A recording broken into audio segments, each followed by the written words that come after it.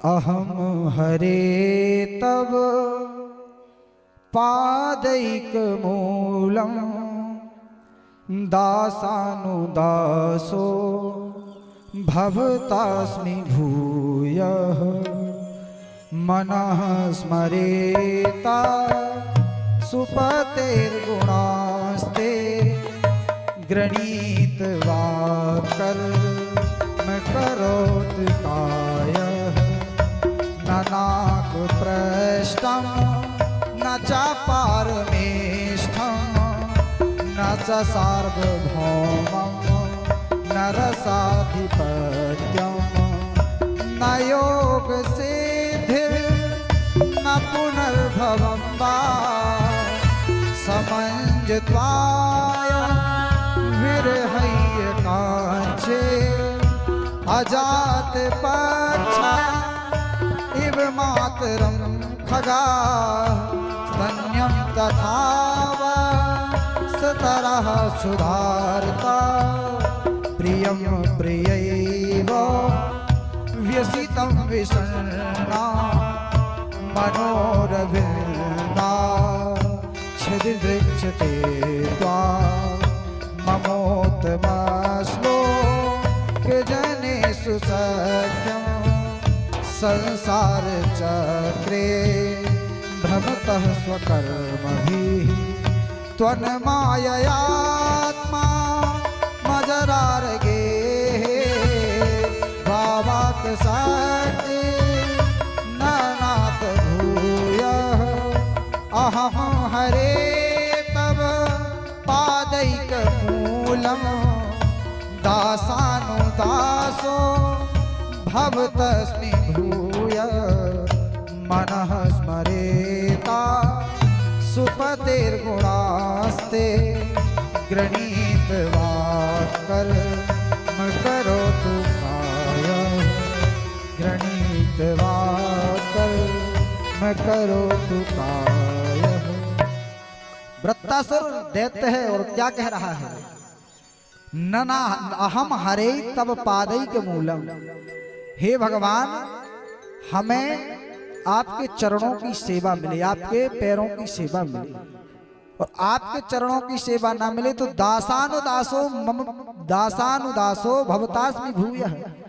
आपके दासों के भी जो दास हैं, उनका चिंतन, उनका संग करने से भी जीव के सारे पाप ताप संताप नष्ट हो जाते हैं। मनः स्मरेता सुपतेर गुणास्ते। मन में स्मरण करने मात्र से जीव के सारे पाप ताप संताप नष्ट हो जाते हैं। और गृणीत वाक कर्म करो तो कायः। मैं भगवान का गान करूं और काया से आपकी सेवा करूं। दूसरे श्लोक में कहता है कि ननाक प्रेष्टम न च पारमेष्ठम न सार्वभौमं न रसाधिपत्यम ननाक पृष्ठम। नाग पृष्ठ मतलब स्वर्गलोक की संपदा। हमें स्वर्गलोक की संपदा भी नहीं चाहिए। ननाक पृष्ठम न च पारमेष्ठम। पारमेष्ठम मतलब ब्रह्मलोक की संपदा। हमें ब्रह्म सार्वभौम अर्थात इस संसार की संपदा, ये भी हमें नहीं चाहिए।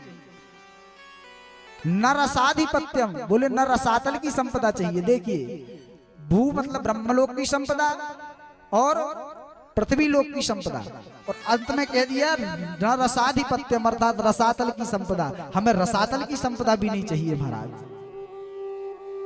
भगवान ने कहा जब तुम्हें कुछ नहीं चाहिए तो क्या चाहिए? बोलता है न योग सिद्धिर न पुनर्भवम वा समंजहासात विरहय्य कांचे। भगवान, हमें तो केवल आपका विरह चाहिए, विरह चाहिए। क्योंकि जीव विरह में ही भगवान को या किसी को भी सबसे ज्यादा स्मरण करता है, सबसे ज्यादा याद करता है जब विरह में रहता है। विरह में आज हमारा कोई कितना भी हमें चाहने वाला हो या हम उसको चाहते हैं और वो हमें छोड़ करके चला जाए, हमें उसकी कितनी याद आती है। तो यहाँ पर उदाहरण देता है कि हमें आपकी कैसी विरह चाहिए।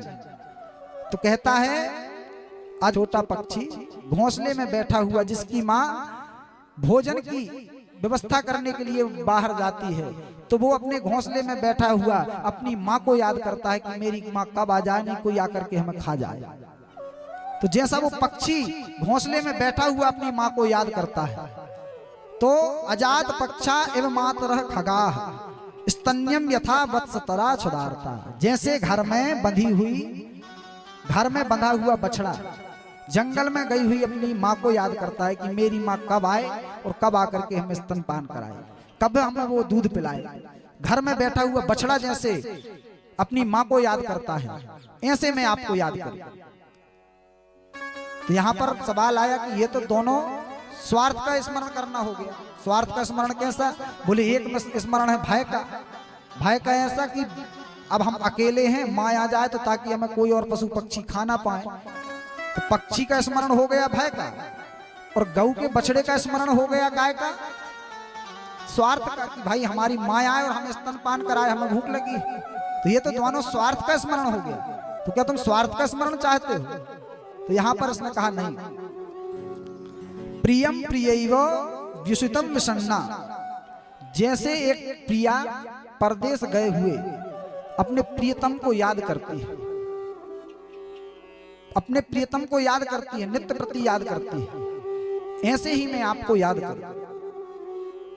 भगवान को लगा हाँ ये ठीक है, क्योंकि प्रिया का कोई स्वार्थ नहीं रहता कि हमें कुछ ला करके देंगे या कुछ ला करके देंगे या हमारे लिए ये करेंगे वो करेंगे।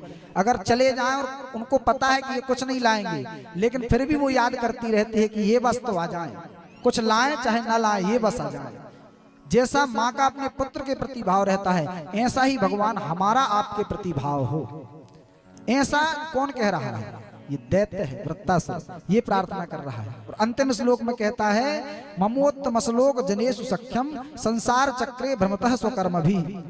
वृत्तासुर स्तुति करते हुए कहता है कि चाहे जितने भी हमारे जन्म हों, परंतु आपके रसिक और भावुक भक्तों के अलावा हमें और किसी से प्रीत ना हो, संसार के लोगों से हमारी कभी प्रीत ना हो। जो आपके भक्त हों, जो आपके सेवक हों, हमें उन्हीं से प्रीत होनी चाहिए।